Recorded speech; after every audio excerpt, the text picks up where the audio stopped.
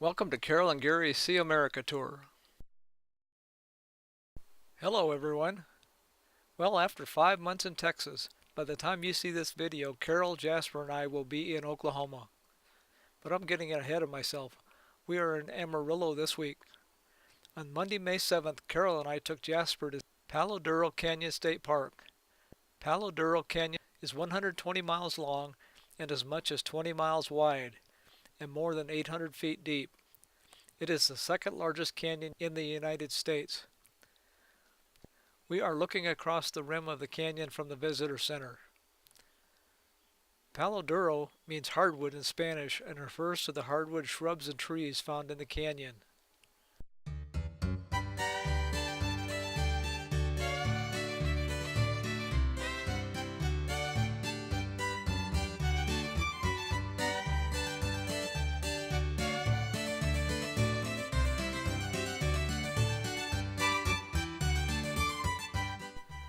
We followed a two-lane road down into the canyon. There were several campgrounds down inside of the canyon and many hiking trails. Signs warned of having enough water with you if you decided to take one of the trails. We saw numerous interesting rock formations while we were driving around.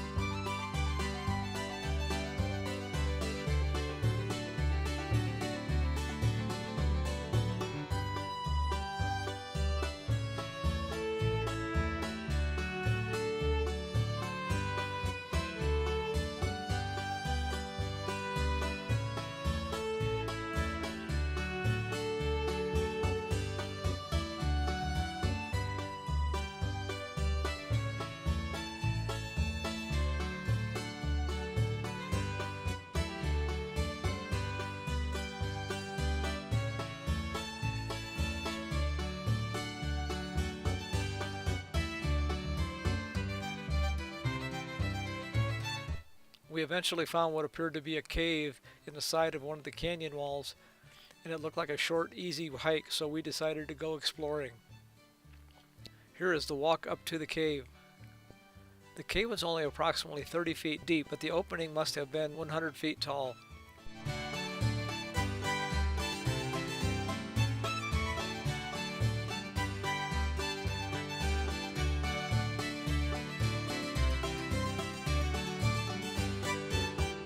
Carol, Jasper, and I took a short break before walking back to the car.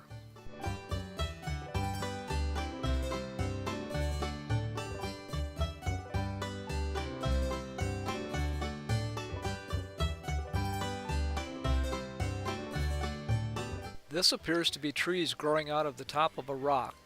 The picture is deceiving. The trees are actually 20 feet in the air. This rock column is approximately a mile from us. We could tell that Jasper was getting warm in this 95-degree heat, so when we saw a small creek, we let him get in.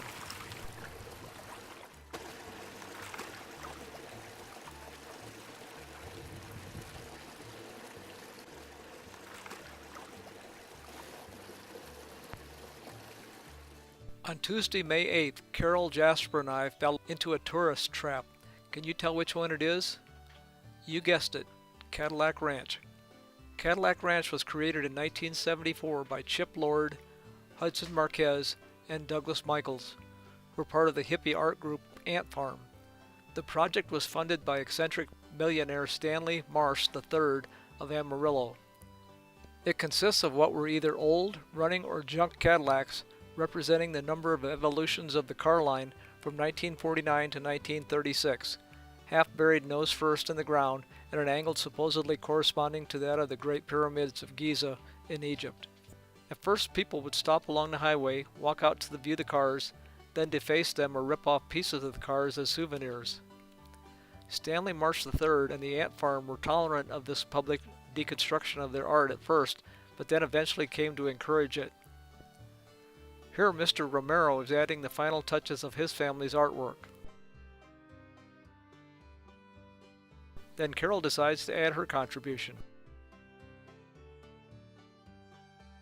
After stopping at Cadillac Ranch, we drove to another tourist attraction, Combine City. According to the sign, Combine City was established in 2002. It is approximately 15 miles southeast of Amarillo on County Road 1171. According to an article on the internet, the farmer who owned them began planting them when they wore out. Today there are 14 combines buried. They are on the other side of a barbed wire fence, so you can only see them at a distance.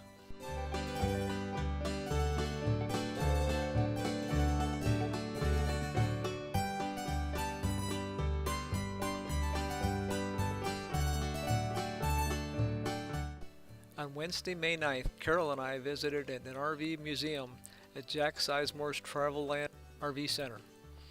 The Sizemores began restoring and collecting unusual RVs over 25 years ago. They have built a museum that houses many of the RVs in their collection. This is a 1946 Teardrop, which was originally sold as a kit and then built at home.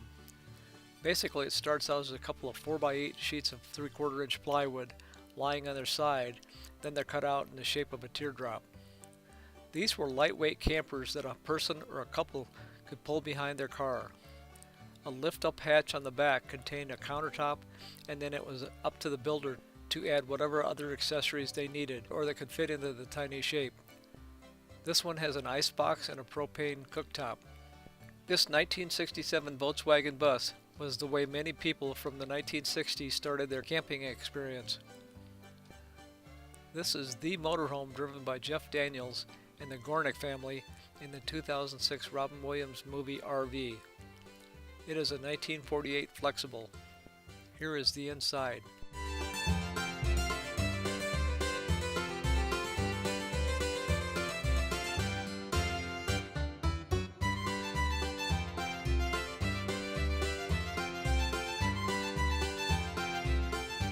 This is a 1975 Fleetwood Itasca motorhome, serial number 1. It was a prototype for Itasca and was in Fleetwood's Welcome Center in Forest City, Iowa for over 20 years. It only has 6,000 original miles on it.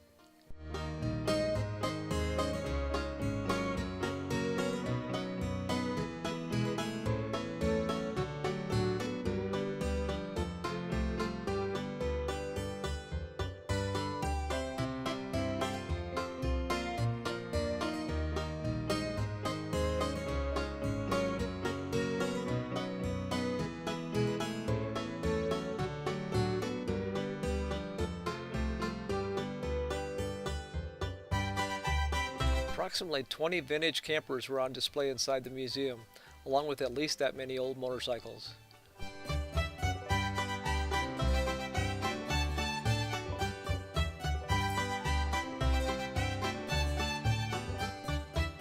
On Thursday, May 10th, Carol and I toured the historic Harrington House in Amarillo, but unfortunately no pictures were allowed during this hour-and-a-half tour. Patrick and John Landrigan, Kansas cattlemen, came to the panhandle of Texas in the early 1900s and purchased ranch land west of Amarillo. They became very successful ranchers, so in 1912 purchased 4 lots in Amarillo on which to build a house.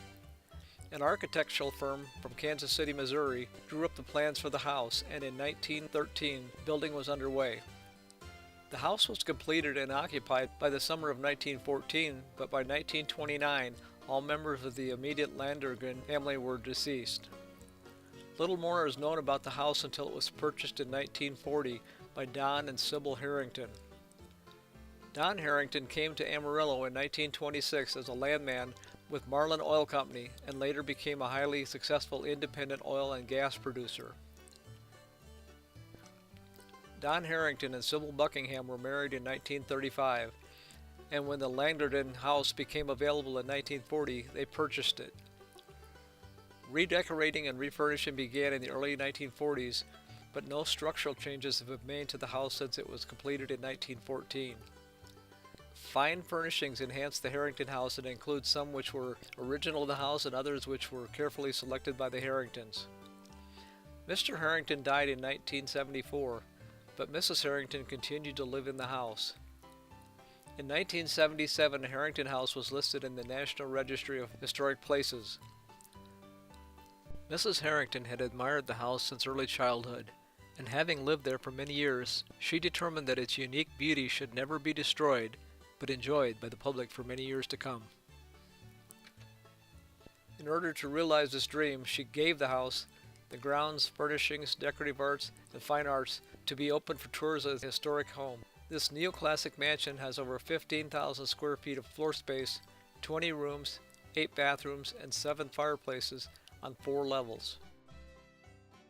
On Friday, May 11th, Carol and I visited the Texas Panhandle and Plains Historic Museum in Canyon, Texas, approximately 15 miles south of Amarillo. The history of the oil well drilling process was shown, which was interesting because yesterday we learned how Texas millionaire Don Harrington came to Texas in 1926 and made his fortune in the oil business. This oil rig was basically a steam-driven hammer that pounded into the ground for hours until it struck oil.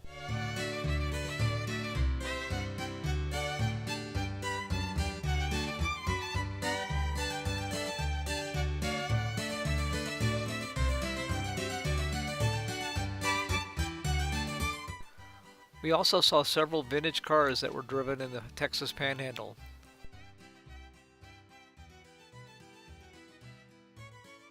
Sybil Harrington owned one of these two-door coupes in the 1930s. After touring the Texas Panhandle and Plains Museum, Carol and I decided to stop at the Big Texan Steak Ranch for a late lunch. In 1960, Bob Lee opened the Big Texan Steak Ranch in Amarillo on Route 66.